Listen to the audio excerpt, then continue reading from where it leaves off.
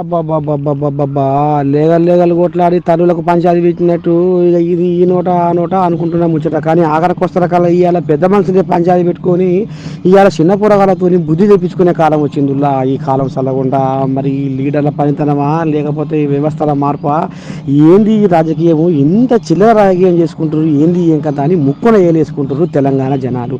ఇక నిన్న మన కౌశిక్ రెడ్డి, షీర, గాజులు అని పెద్ద మనిషికి రేవంత్‌కు చూపిస్తే ఇక అది ఒక ఆడ మహిళ చెప్పు ఉన్నోళ్ళకు లేనోళ్ళకు మొత్తం ఏంచిపోసి కూడా కడిగింది.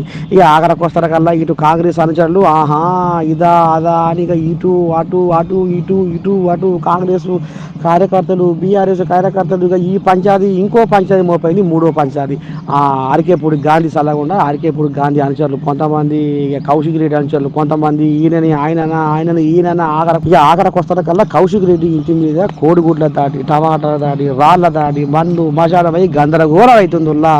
అరే ఏం పంచాది ఈ పంచాది పాడైపోను ఎన్నడు సోయి వస్తుంది, ఎన్నడు బుద్ధి వస్తుంది.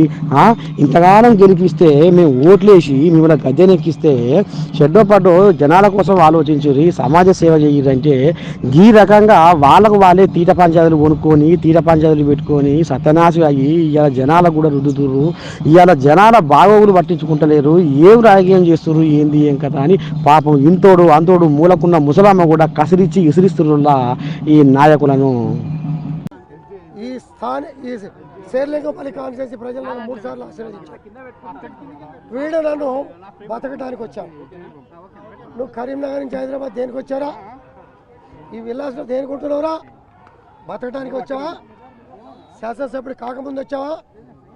29 రాష్ట్రాల ప్రజానికం ఇక్కడ ఉండగా 3 సార్లు శాసనసభ్యులు అయిన వాడిని బతకడానికి వచ్చావా అనే నా కొడుకు ప్రజల్ని విభేదాలు సృష్టించి విచ్చలు సృష్టించి ప్రజల మధ్యలో చిచ్చు పెట్టే ఈ లంగా, ఈ కోవట్ మా మీద ఆరోపణలు చేశాడు. 11 గంటలకి నీ ఇంటికి వస్తా. అరే నీకు దమ్ముంటే 11 గంటలు నువ్వు రాకపోతే 12 గంటలకు నీ ఇంటికి వస్తా. నా కొడక ఎదురుపడు రా. నీ కాలనీకి వచ్చా, నీ ఇంటికి వచ్చా. నా ఇంటికాడ పోలీసులు పెట్టుకోలే వద్దని కూడా చెప్పా. నీ ఇంటికాడ 50 మంది పోలీసులు పెట్టుకొని రక్షణ కొడతావరా కొడక? మాట్లాడేటప్పుడు నాలుక లేదురా నీకు? చీర గాజుల గురించి మాట్లాడతావురా? మహిళల్ని కించపరిచే విధంగా మాట్లాడతావురా? నీకు తల్లి చెల్లి నీ కుటుంబ సభ్యులు ఎవరు లేరా? నువ్వు మనిషి పుట్టగా మనిషి జన్మ ఎత్తావా అని అనటానికి నీ 9 నెలల 10 నెలలు నీ మాటలు, బయట మాట్లాడిన మాటలు, నువ్వు ఎదవవి ఒక క్రిమినల్ అని తెలిసే గవర్నర్ గారు నీకు ఎమ్మెల్సీ ఇవ్వాలి. గవర్నర్ గారు నీకు కూడా కించపరిచే విధంగా నువ్వు మాట్లాడి లక్ష వాళ్ళు నేను చెప్తా ఉన్నాను. దీనికి ప్రతి చర్య ఖచ్చితంగా ఉంటుంది. ఇచ్చిపెట్టే ప్రసక్తే లేదు. రేపు మీరు చూస్తారు. రేపు ప్రతి చర్య ఎట్లుంటుంది అనేది రేపు చూస్తారు. మీరు చూద్దాం. రేపు చూద్దాం. రేపు సంగతి ఏందో, లా అండ్ ఆర్డర్ ఇవాళ వీళ్ళు ఎట్లయితే మెయింటైన్ చేసారో రేపు దీని సంగతి ఏందో, రేపు దీని సంగతి ఏందో, దీని కథ ఏందో, దీని కార్ఖాన ఏందో చూస్తా. ఖచ్చితంగా తెలంగాణ భవన్లో ఇప్పుడు వచ్చి ప్రెస్ మీట్ పెడతా. దీని సంగతి ఏందో చూస్తా.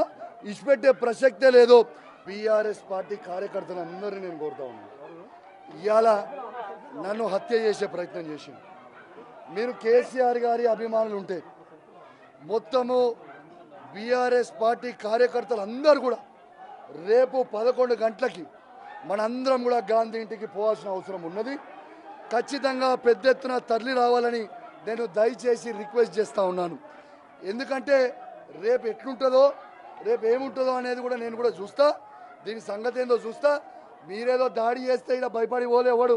ఈయనే నిల్చుండు కౌశిక్ రెడ్డి, ఈయనే నిల్చుండు, ఈయనే కండువ కప్పి పట్టుకొని నిల్చొని ఉన్నాడు. రావాలి, ఈడికి రావాలి.